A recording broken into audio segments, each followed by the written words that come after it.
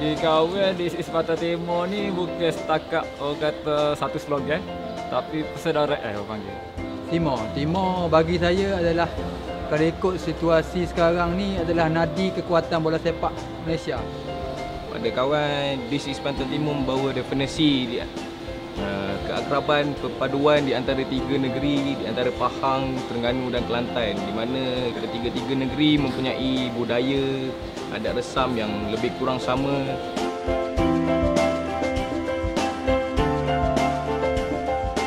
Di Sepatah Timur ni kita kecek benar lebih kurang lah kau. Orang Ganu, orang Pahang, orang Kelantan, orang kata adalah bunyi-bunyi sikit bahasa slang-slang Patah Timur. Mudah difahami.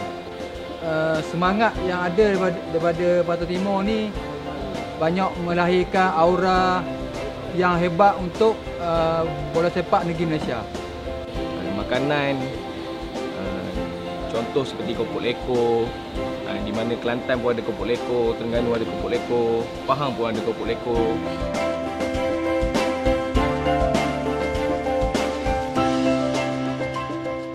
Kita bangga dengan semangat persaudaraan kita. Kalau apa set kita bersatu. Dalam bola ke, dalam apa buat kerja ke, dalam saing ke, kita satu belakang. Waktu kita rumah. Sebab kita dah pernah tengok contoh di antara perlawanan Pahang bertemu Kelantan di Stadium Darul Makmur, di mana dalam perlawanan Liga Super dan Liga Malaysia kumpulan sebelum ni, memang penyokong Pahang dan Kelantan boleh duduk bersama tanpa ada pergaduhan, pertelingkahan atau provokasi yang melampau.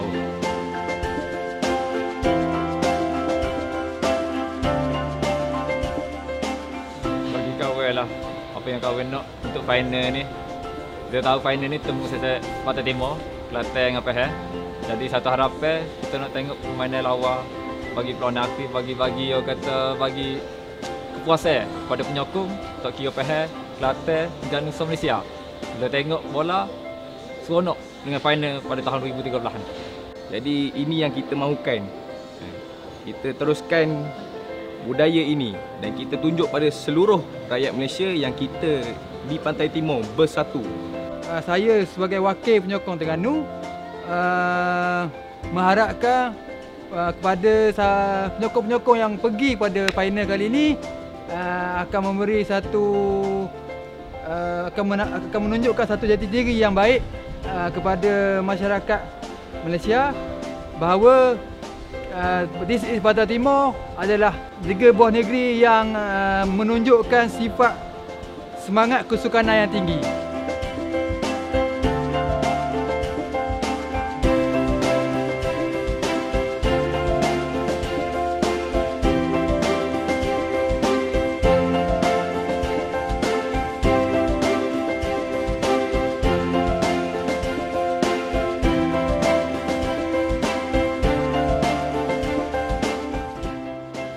Bersatu, bersilaturahim selamanya. This is Pantai Timur. Pantai Timur bersatu, bersilaturahim selamanya. Bersatu, bersilaturahim selamanya. This is Patah Timur. Apa ya?